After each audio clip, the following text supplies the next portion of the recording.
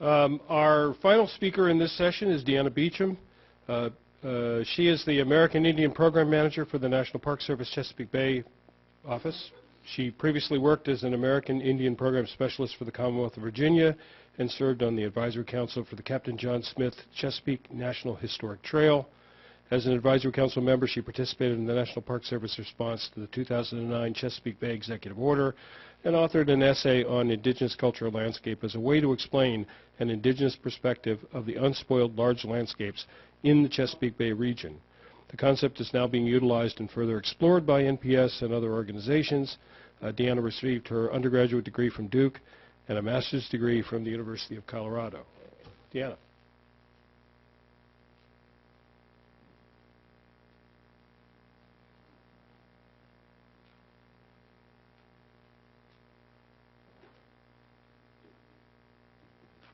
How do I make this work for a small person?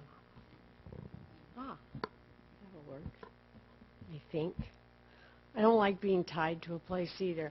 I come to you not only without pretty pictures to show, but without anything to read. So as usual, 10 minutes before, I'm thinking, why do the ancestors want me to be here to talk? And ultimately, it boils down to, because where I live in the Chesapeake Bay watershed, most of you, unless you live there or work there or have at some time, have absolutely no idea that there are still indigenous peoples that are living on their ancestral lands, and they're living in communities that are with some of the same names as the ones that John Smith wrote down when he first came through. And you don't know we're even there. So ultimately, everything that happens about the indigenous cultural landscape and how it fits with maritime cultural landscapes, which thanks to Paul Lowther, I now realize that's what they're all living on. I mean, I'm learning all this stuff as I go along, but it's basically because there are Indians in the Chesapeake Bay watershed, which is 64,000 square miles, or so they tell me. This is a cheat sheet, and you have one on your table, and it has all the information about how the Indigenous Cultural Landscape team got to be formed and what they're doing now. But I will talk to you personally about some of the highlights that I see as this happening. As was mentioned in my bio, when we were talking about saving large landscapes in the Chesapeake Bay, I was the only indigenous person in a room full of people that really wanted to save large landscapes, especially the unspoiled large landscapes that, as we all know, protect the waters of the Chesapeake Bay where it's rising, probably more than it is anyplace else. So to do that, I was met with this wall of misunderstanding or a lack of knowledge. How an indigenous cultural landscape, isn't that like an archaeological site or maybe a place that used to be sacred to the Indians? It's always in the past that any of this ever happened. And the only way that I could think to talk about an indigenous landscape in a broader perspective was to wave my arms like I'm doing now and to say it's all the things that a community would have used and needed and gone to, and all the places they had to know in order to live their lives, considering that they had no written material, they weren't writing things down, and everything was oral, and you had to memorize, and you had to learn, and you had to plan, and you had to go to the right season for where the men were supposed to go and the women were supposed to go. And I explain this over and over again and say it's really no different from most of the national wildlife refuges that you go to. The places in the Chesapeake Bay area that are unspoiled, when I think of those, I think of places like Presqu'île or Blackwater, and they're naturally indigenous cultural landscapes because they're the kinds of places where Native communities would have lived to support themselves. And people said, you have to write this down. I'm like, no. I talk story. I don't write things down. But ultimately, that was the essay that became something that the Captain John Smith Trail superintendent at the time said this should be a trail-related resource along the Captain John Smith Chesapeake trail. We can actually use it to help educate people about how the cultures lived, still live in some ways. But it got into the National Park Service through that door, and my consultation on it sort of went along with that. And the ancestors keep putting me in places that I don't know anything about what I'm talking about. So the entire name is actually a problem for people now, because I use some terms that meant something to the National Register people. At the time, I didn't really know any. And to the other people that think in the little categories of boxes that the National Park Service have. And now they're trying to marry these concepts or find ways to help expand them. And I think that's absolutely wonderful. And I have heroes in this room that don't even know that they're heroes to me, like Jim Delgado, who doesn't even know me, really. But, I mean, when he stands up there and talks about natural and cultural resources being the same thing, I'm thinking, well, yeah, I mean, he gets it. Every Indigenous person could have told you that. From the first time I ever even said anything about this concept, I just had all these other Indians coming up to me and saying, well, yeah, thanks for saying that, because why aren't they listening? And I'm saying, I don't know. You know, maybe because I have gray hair and I talk loud and fast. But the Indigenous cultural landscape became a part of the National Park Service that way. That meant it had to be put into some boxes that included things like getting a methodology written, which was done by a very good group of University of Maryland graduate students working under Irv Chambers. And they did a great job. And I watched that happen, thinking the whole time, my God, I'm glad I'm not doing that. But they were actually breaking it down into steps. You have to ask these questions about, you know, and you have to get the indigenous communities involved from the very beginning, and you have to ask about, you know, how long a period of time do you want to look at, you know, what kinds of communities do you want to look at, and then you take the criteria that we had already put together, some basic criteria based on the kinds of places where indigenous communities would have lived 400 years ago, and expand that. And it turns out that when you get an active indigenous community involved in this, they always want to take it beyond contact, because they're like, hello, we're still here.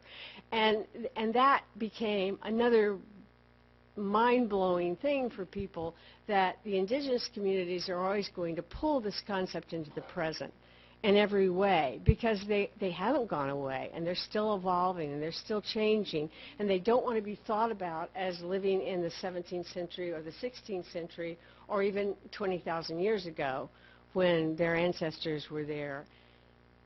They are expanding the concept when they get involved as well.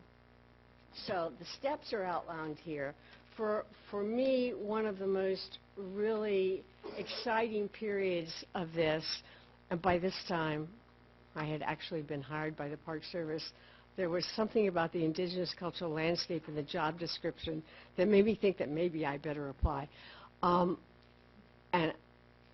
I say that with a wink, of course, because I really wanted to work for the Park Service. By this time I thought, oh, this is another place where I can tell the stories. You know, this is a place where the tribes can get really involved. And sometimes they want to get really involved, and sometimes they're like, oh, Deanna, you're doing a fine job. Just go ahead, do what you're doing. We'll let you know when we want to talk. But it is around 2014, the Park Service decided, because of several different factors, and I sometimes think that Mallows Bay coming up in the future might have had something to do with that, that the next study should be of a place that's called the Nanjemoy Peninsula, which is in southern Maryland. If you are looking at Washington, D.C. on a regular map, and you let your eyes just drop down southward into the Potomac River, there's this sort of drooping peninsula that goes out into the Potomac in a sort of downriver direction. And that was where the Nanjemoy and the Mattawamon and the Portabago Indians were living at the time of John Smith's contact, and those nations mostly were subsumed under the Piscataway, who are living a little bit further upriver, but are now one of the largest and most powerful Indian groups powerful in terms of their influence, at least, on the state in which they live. There are 2 state-recognized tribes now in Maryland, and they are both Piscataway. They are the only state-recognized tribes so far in Maryland, and there's several historic Virginia state-recognized tribes as well, and they knew about the Piscataway all along. So the Indians always know who the other Indians are, and you find that out. The Piscataway really, really wanted to get involved, and I really knew who I wanted to do this study, and she has done that study working with other archaeologists. Her name is Julia King. She works as a professor of anthropology and archaeology for the St. Mary's College of Maryland. Many of you might know her. She did an 8-year term on the advisory council, and highly respected, and I knew that the Piscataway really respected her and that the archaeological community did too. So that has just been completed. I wish I could have brought it to you today. I wish I could post it on the website that you see is listed here. Can't, because we haven't finished having the Piscataway take a look at it yet. And it's very important for us that the people that helped inform this study have the first say and the last say on how it's done. So it will be available within the next couple of months. It will be posted. There is, in this document, one of those blue-colored URLs. The easiest way to find out whatever is going on in the Indigenous Cultural Landscape team is just go to nps.gov/CHBA, Chesapeake Bay. That's pretty easy to remember.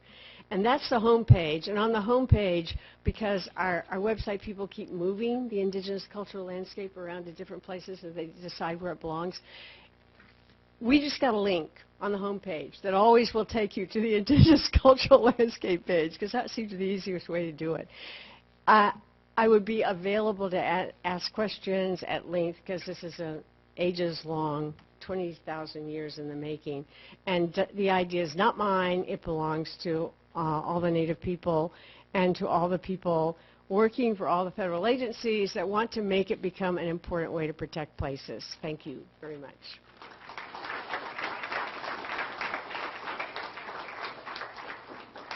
Does anybody have any questions for Deanna? You have to come back over to the microphone. I'm sorry. Well, I hate Ray, to I be have into to it follow myself. you because I know who you are. But you have to come back to the microphone. Ha, I bet everybody in the back of the room heard me, right? It's What? all the people who are streaming. Thank you, Brad. I forgot about that. I didn't need that.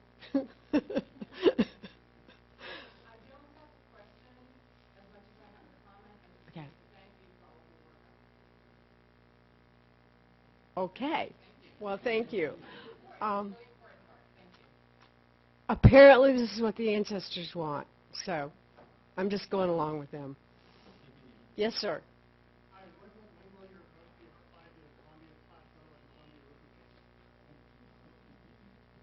Well, whenever somebody on the Columbia Plateau or the Columbia River Basin starts doing that, in other words, it doesn't belong to the Chesapeake Bay, it doesn't belong to the Park Service, it belongs to the indigenous people and to whoever wants to do the work. So whatever we've done so far is going to be available to the public because it's being done with public money as soon as it is. And if somebody else wants to use the idea, it belongs to the universe. So if someone wants to, I hope they do. Yes, sir.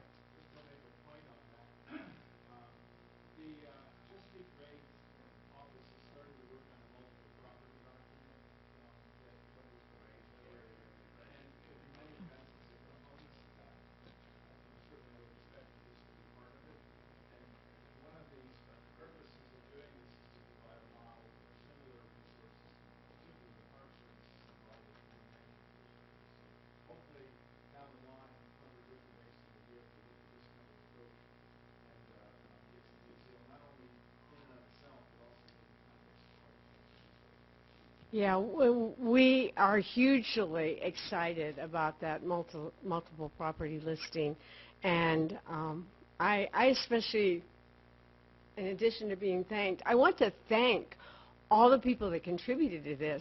Besides Indigenous people, contributing to my thinking are all the anthropologists and the landscape architects and the archaeologists, believe it or not, the historians that have taught us things that we didn't know and that we're constantly incorporating into our evolving nations. So, and Mr. Harris, you got me started. Thank you. Thank you, Deanna. Okay, we'll be moving on to the next session. While we're getting started, I just wanted